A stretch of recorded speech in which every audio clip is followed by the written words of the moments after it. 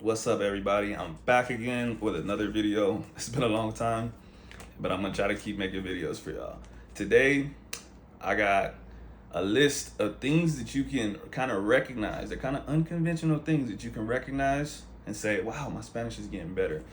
I even made a list today. I'm really on my game today, you feel me? Normally I show up with no script and kind of ramble. Today, we're gonna talk about some things. I'm gonna give you my personal experiences and you can apply it to your life however you want to. So number one, finding songs with the lyrics instead of having to Shazam it or ask someone what the song is. So I remember when I first started listening to songs in Spanish, like I basically couldn't understand anything. I would like the beat or I would like the voice and I'll have to ask someone, hey, what's the name of this song, bro? What's the song you're listening to? And there just came a point in time, I don't really remember when, but I would just hear the lyrics and go on Google like, okay. And I was like, yo, I just found that song just by listening to it because I understood what it was saying.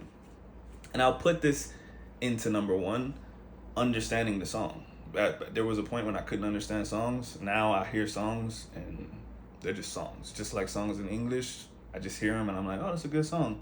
Good message, whatever, right? So that's something that you can use to say, okay, my Spanish is getting better. Before, I couldn't do this. Now I can, right? Number two, communicating and making connections with people that are not bilingual.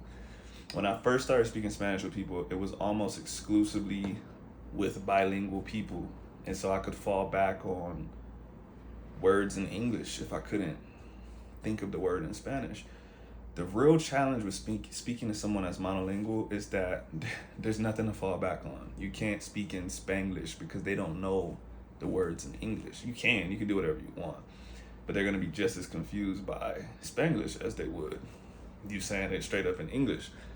So when I started meeting people that only spoke Spanish and I was able to have real conversations with them and not fall back on my English, I knew that my Spanish had gotten a lot better. That one is tough because you might not meet anyone that is monolingual, but I'm just giving you a list. Do what you want with the list. Number three, watching the news, podcasts, telenovelas, whatever, without subtitles.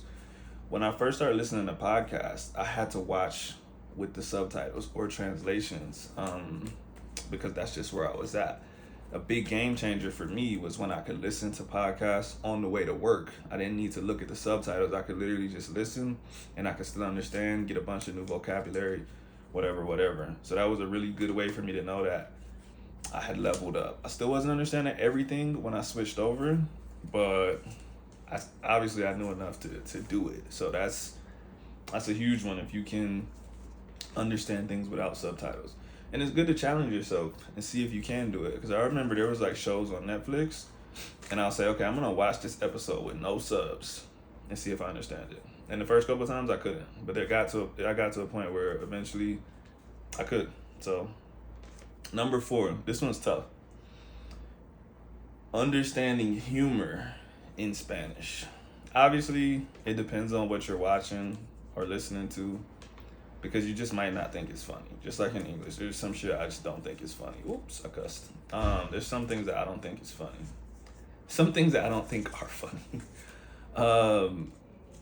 But at one point in time, there was nothing I could find funny in Spanish. Like I remember I'll be on TikTok, I'll watch something, I see all these laughing emojis, I have to go in the comments and like, someone will be like, someone explain it to me, and I'll read the explanation and I'm like, oh, I guess that is funny, but I didn't get it, you know?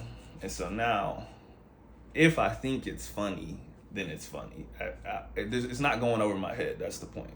Now, whether I actually find it funny, totally different. The point is, I get the humor. Number five, understanding synonyms and phrases that you've never heard before. So if you only understand one way to say something, then obviously like you're in the beginning stages of the language. For example, I just remember like I learned, like when I first started learning, I learned Spanish from a bunch of Puerto Ricans. And I just remember some of them would be like, dímelo, brother, dímelo. And I just be like, tell you what, bro? Like, tell you, what are you talking about? But it's just a greeting, you know what I mean? It's just like saying what's up. Like it's not really a question. It's almost rhetorical, right? You can say what's up, but it's not actually what's up. So understanding things like that, or understanding different ways of saying what's wrong with you, how old are you, how are you doing, just all kinds of different phrases and synonyms. Once you hear something you've never heard before, but you immediately understand it through context, I would say you're leveling up. Number 6, explaining things in Spanish. It's one thing to understand something, it's another thing to explain it. And my dad used to always tell me, if you can't explain it to a little kid, you don't understand it that well. Explain it to a 5-year-old, right? And so I believe that.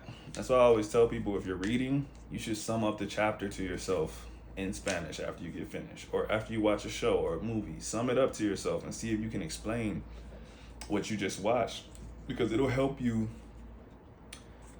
It'll help your Spanish. I remember when I first started working, I was a personal trainer. I was working with people that didn't speak English.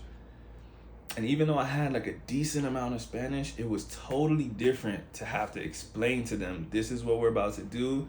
This is what this does. This is what it makes your muscles feel like. It's a totally different thing to just say, oh yeah, I know the names of those muscles. Or if someone explained to you what was happening, you'll be like, I understand that. But when you have to explain it yourself, next level.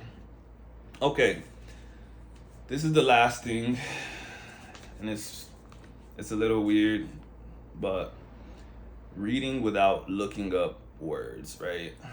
And obviously that depends on what level book you have, but I feel like personally I can read any book without having to look up words in the book right now.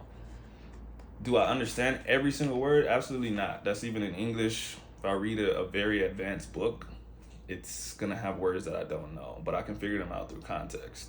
I can look them up if I want to, but when you start reading books and you say, oh, I get what this is trying to say through the context. I don't have to use a dictionary to look up 10 words on this page for the page to make sense. That's the point. If you can read the page and it makes sense, even if you don't know 5 or 6 words, if you can read the page and it makes sense without you looking stuff up, then you know you leveled up. Like I said, when I first started reading, man, I was on Google like every 5th word, like, damn, what's this? What's this? I feel like I can't continue the sentence without knowing what this is. So that's my list of 7 ways to know that your Spanish is leveling up. And really that applies to any language, but obviously the language that I learned is Spanish. So that's why I made this video about that.